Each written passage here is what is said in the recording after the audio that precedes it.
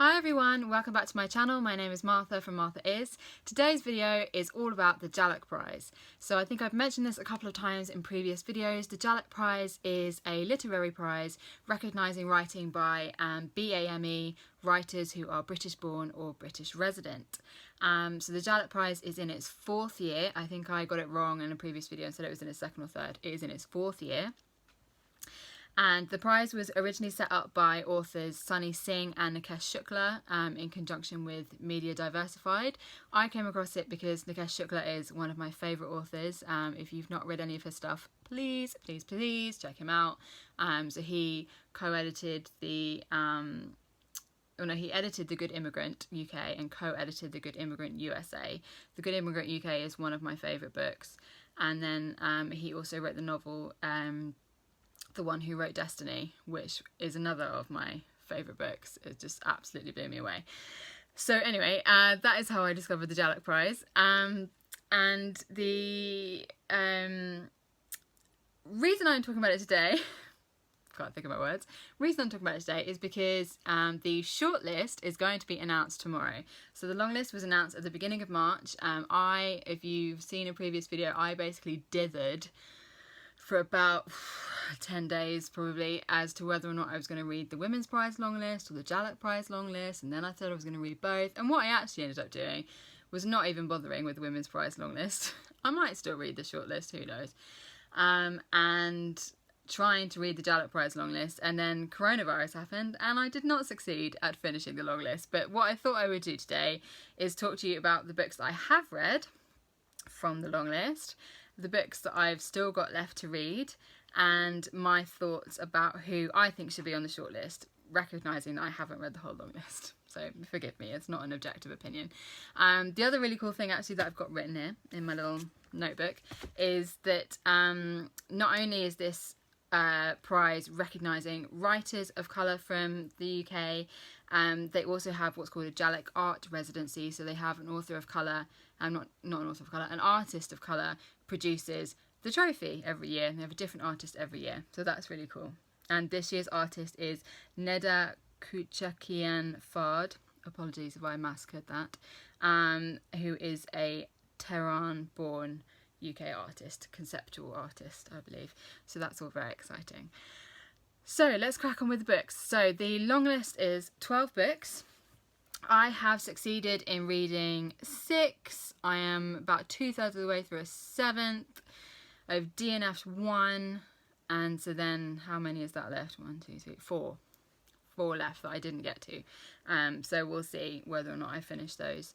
I can't really decide. I think if they're not on the shortlist, I might not bother, but we'll see. So first one is one that I do not have with me, and it is Queenie by Candice Carty-Williams. This is probably, I would imagine, the best known on the long list. So it probably doesn't even really need much introduction. Queenie is a book about a woman called Queenie, who is a black British woman, and it's really a story about black British womanhood in modern day Britain, and it's all about mental health. It's about everyday racism. It's brilliant. It tackles some really some heavy topics like things like mental health and racism, but it does it in a very light way. There are some kind of really laugh out loud moments. And I really appreciated the book actually showing some of the kind of everyday microaggressions with racism. I think I've not seen that so much. A lot of the books I've read previously had been much the heavier side of racism, the sort of slavery and physical violence and things like that. So I really appreciated Queenie for showing me a different side, and also it was just a great book, like a really great book. I wanted to make that very clear. It's not just the fact that it was showing, something that I didn't know. It was also a hilarious book. So I would be surprised if that doesn't make the shortlist. It is a very, very popular book. It's been nominated for the Women's Prize. It's been nominated for other prizes. I think that one will do well. So the second one that I don't have with me, I took it back to the library before lockdown, is Surge by Jay Bernard. So Surge is a book of poetry, which is really focusing on, so there was an incident called the New Cross Fire in the 1980s, which was a fire that killed several young black people, and it was believed to be set deliberately, and that caused, and the response to it, or lack of response to it from the police particularly, led to a lot of discord, led to riots, etc, etc. And this collection, so the author J. Bernard, they went through the Black British Archives, which was a thing I didn't even know existed, to really understand that time in detail. And so they've drawn a lot of parallels between that time and also the Grenfell fire, which obviously disproportionately affected people of colour. So it's all about how the British government kind of treats black bodies, really, and, you know, BAME bodies, and how, you know, and how nothing has kind of really changed, I think.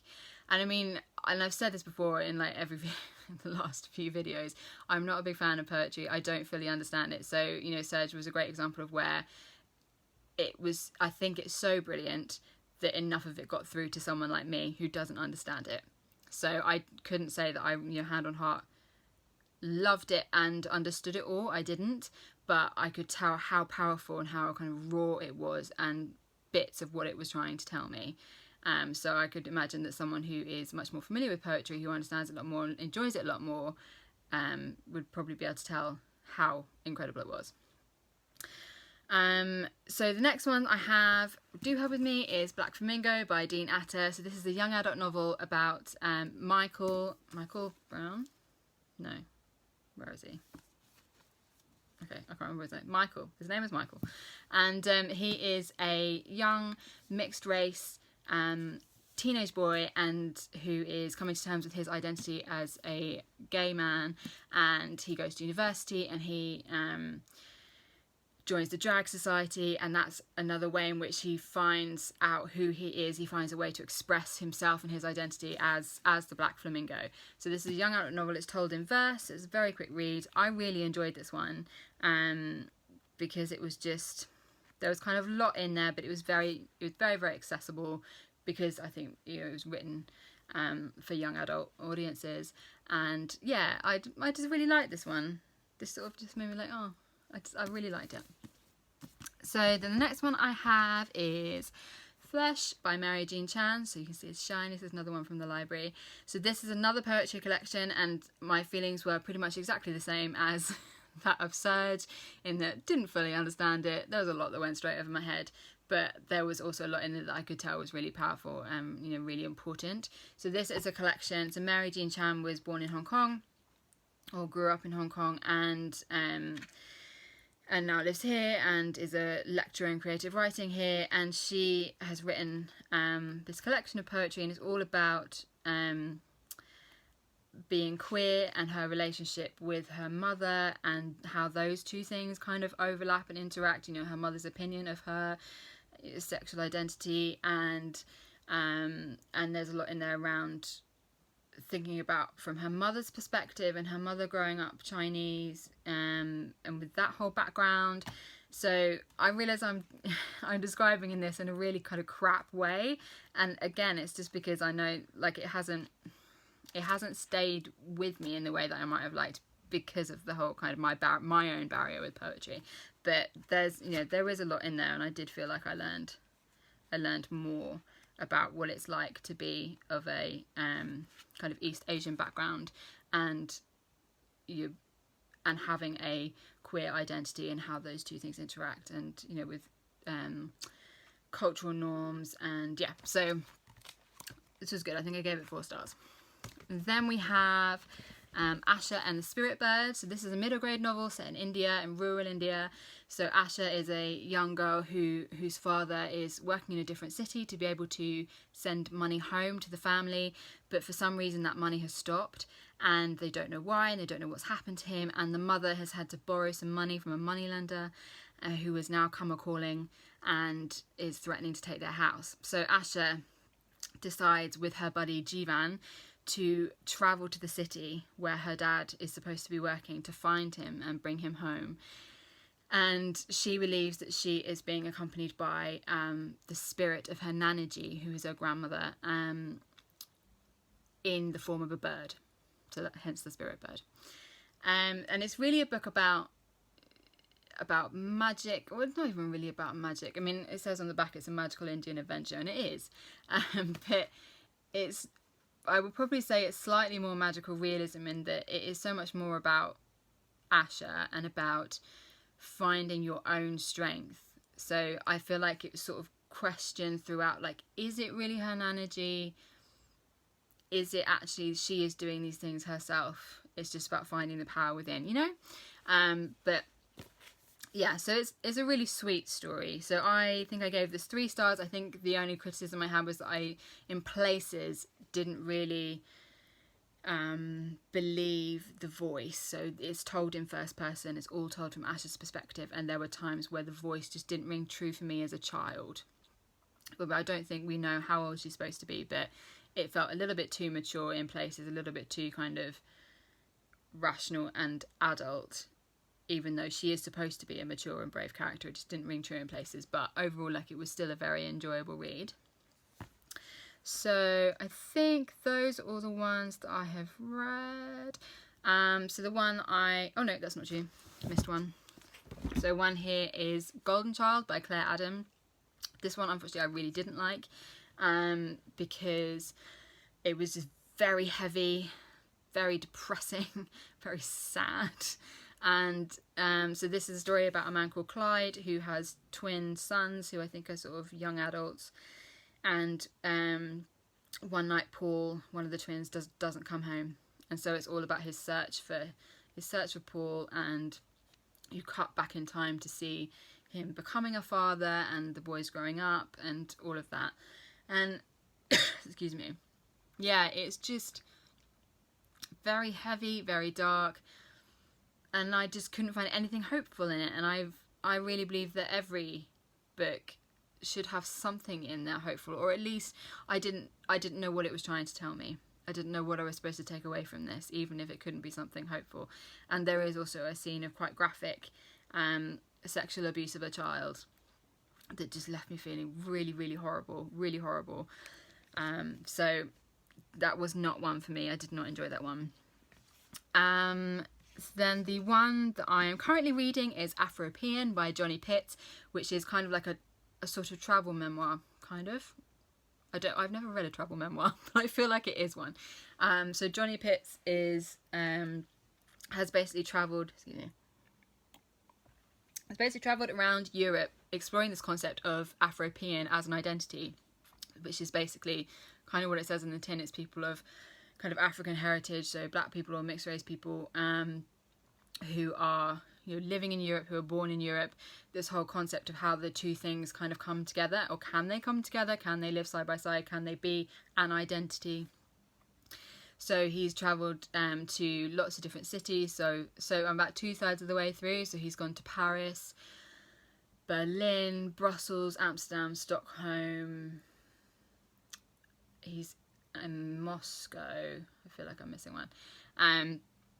But I'm finding it absolutely fascinating. I'm reading it quite slowly because it's one of those things where I feel like if I read it at my normal pace, I would just miss the majority. But I'm finding it so fascinating because it's something that I've not really been able to explore. I find that a lot of non-fiction that I have read about the black experience has come from America, which is a very, very different context. So I really appreciated this, not just from a black British perspective, but from a black European perspective. I've not seen that anywhere else.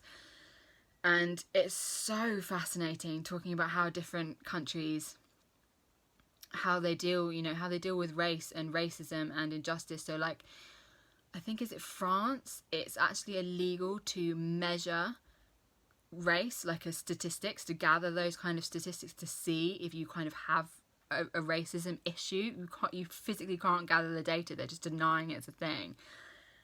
So fascinating. That anyway, there's so much in there. So I would really highly recommend you reading that book. I haven't even finished it, like I said, and it's fantastic. So yes, definitely read that one. So then another one that I have on my TBR that I haven't read yet, so This Brutal House by Niven Govinden. So this is a fiction. So on the steps of New York City Hall, 5 aging mothers sit in silent protest. They are the guardians of the Vogue Ball community, queer men who opened their hearts and homes to countless lost children, providing safe spaces for them to explore their true selves. Watching from City Hall's windows is City Clerk Teddy. Raised by the mothers, he is now charged with brokering an uneasy truce. With echoes of James Baldwin, Marilyn Robinson and Rachel Kushner, Niven Govinden asks what happens when a generation remembered for a single lavish decade has been forced to grow up, and what it means to be a parent in a confused and complex society. So yeah, that one sounds really interesting. So that's the only one left that I've owned that I haven't read. So then the one that I DNF'd was Remembered by Yvonne Battle-Felton. So this one was longlisted for the Women's Prize last year, and I attempted to read that, massively failed. And so the reason why I DNF'd it quite early on because there was a very, very graphic scene of sexual violence quite early on. And I was so triggered by it. I am a sexual violence survivor, and I do get triggered. It kind of comes and goes, so I'm a lot better than I used to be. I can read a lot more and come into contact with a lot kind of milder instances of sexual violence, for example, and not get really badly triggered by it. For some reason, this one really just really hit me. So that, for example, it was a library book, and I had to shut the book immediately. I was triggered for, I think, a couple of days. I had to kind of hide the book and take it back to the library at the earliest opportunity. It was horrible. So unfortunately, when this one was obviously on the long list for the Jhalak Prize, unfortunately I was just like, nope, sorry, not even going to go back there. But I have heard a lot of amazing things about it. I know a lot of people who have absolutely loved that book. So if you're someone who can read that kind of thing, so I would say it's not really long. It's relatively short. It is just very graphic. And obviously I don't know if there's any other instances of it later in the book, but that one that I read. If you can deal with that kind of thing, I'd probably recommend it giving a go because, like I said, so many people really love it. So there's that. And then, so the 3 left that I haven't read and don't own. So Hostile Environment by Mayor Goodfellow. That is another non-fiction. I have ordered that. It just hasn't arrived. That is all about the hostile environment was kind of a set of policies in Britain. I don't really know that much about it, which is why I really need to read the book. But it was essentially a set of policies, or even the government's complete approach to immigration and people who I guess were not born here, and how all of that has and it impacted people in a really negative way. Like I said, I don't know that much about it, but I think this book is all about that. So it's something that I am really, really interested in reading, because obviously it's something that I heard about in the news, but don't know much beyond that. And I think it's really important that we understand, particularly as white people, how the choices that our government makes are impacting people of colour and immigrants, because we have to use our voices and we have to use our platforms to stand up for them. We shouldn't just stand up for ourselves, we have to stand up for others who have less of a voice and have less power. So it's really important that we understand that more, and I think, I should have gone back and read up much more about it when it was hitting the news, but I didn't. But here we are, I have ordered a book, it will come, and I will read it. So that's one, and then one which I haven't ordered and don't have. I think I kind of hit a limit of how many books I was going to order, which is highly unusual for me, is Suncatcher by Romesh Gunesekera. And that is a historical fiction. It's a coming-of-age novel set in Ceylon, is that how you say it? Ceylon, which was the previous name for Sri Lanka. So that one does sound quite good. So if that one does get shortlisted, I will definitely buy it. And then the final one is Nudibranch by Irenosen Okojie. Apologies. That, I believe, is a set of short stories. I know a couple of people who have read it or tried to read it, and apparently it's quite experimental, which puts me off, which is why I was not in a hurry to get it. So if it does get shortlisted, I'll have to consider Yeah, whether I want to get it, because I am crap with anything remotely experimental, generally. Not very good with that. So that is the 12 books that are longlisted for the prize. I'm really excited about the shortlisting coming out tomorrow. So the ones that I would say, I would hope would be shortlisted, I really hope to see Queenie on there. I really hope to see Afropean. I really hope to see Black Flamingo and Surge. So they would be my top 4. Maybe Flesh as well, 4 or 5. The shortlist, I think, is normally 6 books. I wouldn't be surprised if Remembered made it on there, because that has been quite popular. It's been nominated for other awards. But yeah, so that's where we are.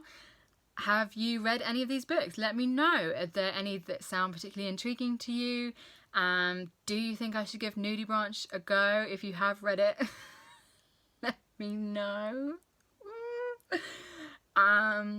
Cool, and I will try and film something once the shortlist has come out. I will try and film something short to give my reaction to that. I hope you are all doing very well. I hope you've been able to have a nice sunny long weekend in a safe way that complies with the government advice on social distancing. God, that's a horrible caveat that we have to add to everything now, isn't it? Anyway, hope you're having a lovely time, whatever you are doing, and I will see you again soon for another video. Bye!